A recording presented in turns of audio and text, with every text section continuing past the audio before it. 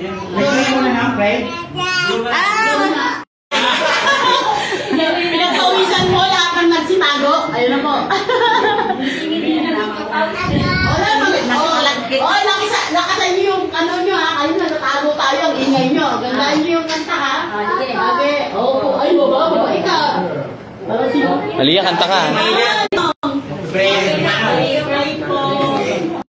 Nakalista talagang sabihin ko kasi napaka-special ang celebration natin. Naantok pa nga yung ano.